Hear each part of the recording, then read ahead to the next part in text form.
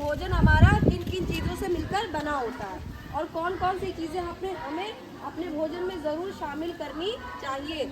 अगर ये चीज़ें नहीं होंगी तो क्या हो सकता है, बीमारियां हो सकती हैं। कम होगी तो भी और ज़्यादा हो जाएगा तो भी। तो पहला घटक क्या है, कार्बोहाइड्रेट। क्या है, कार्बोहाइड्रेट। हाँ, जब हम भोजन करते हैं तो ज़्यादातर जो खाना होता है वो किसके स्वरूप में होता है, मंड। वो जटिल अवस्था है। कैसी अवस्था है, जटिल। फिर जब भोजन का पाचन होता है तो ये मंड किस में बदल जाता है, ग्लूकोज में। कुछ हिस्सा ग्लाइकोजन में रहता है, वो बदल के जब आवश्यकता होती है तो ग्लूकोज में बदल जाता है। ठीक है। अच्छा, दूसरा घटक क्या है, प्रोटीन। क्या है, प्रोटीन। प्रोटीन किससे मिलकर बना होता है, अमीनो अम्ल का या अमीनो एसिड। अभी हम लोग इसके थोड़ी देर बाद और ये जानेंगे कि कार्बोहाइड्रेट शरीर में क्या बनाता है, प्रोटीन क्या बनाता है। हमारे जो बाल हैं, नाखून है, स्किन है, ये सब किसकी बनी होती है, प्रोटीन की बनी होती है। नाखून, बाल, पैरों के नाखून और स्किन, ये सब किसकी होती है, प्रोटीन की होती है। अगर प्रोटीन कम होगा शरीर में तो बाल झड़ने लगेंगे, या बाल हैं झड़ भी नहीं रहे तो भी उसकी क्वालिटी कैसी होगी, बहुत खराब होगी। तीसरी चीज़ है वसा। क्या है, वसा। वसा यानी फैट। और ये किससे मिलकर बना होता है, ग्लिसराइड।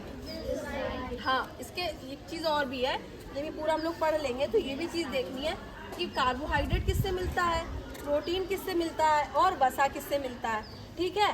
अच्छा, वसा जो है वो ग्लिसराइड से मिलकर बनता है। किससे बनता है, ग्लिसराइड्स। ठीक है। हो सकता है उच्चारण में इसके कुछ गड़बड़ हो, उसको देख के एक बार फिर से कंफर्म करके बता दें। चौथी चीज़ है विटामिन। ठीक है, बताया था एक बार, विटामिन ए, बी, सी, ई। हाँ, डी पहले आता है, ई, और उसके बाद एफ है, के है। फिर है खनिज लवण। क्या है, खनिज लवण। और आखिरी में है जल। जल हमें बहुत अधिक मात्रा में चाहिए होता है और ये तीनों भी अधिक मात्रा में चाहिए। लेकिन विटामिन और खनिज लवण जो है वो थोड़ी मात्रा में चाहिए, लेकिन चाहिए ज़रूर, आवश्यक ज़रूर है। इसीलिए कहते हैं फल खाओ, अलग अलग तरीके की सब्जी खाओ, क्योंकि उसमें क्या होता है, उसमें होता है विटामिन और साथ में होते हैं खनिज लवण। इसके अलावा एक चीज़ और भी चाहिए होती भोजन में, उसे बोलते हैं रेशे या रेशा। इंग्लिश में क्या बोलते हैं, फाइबर। ठीक है।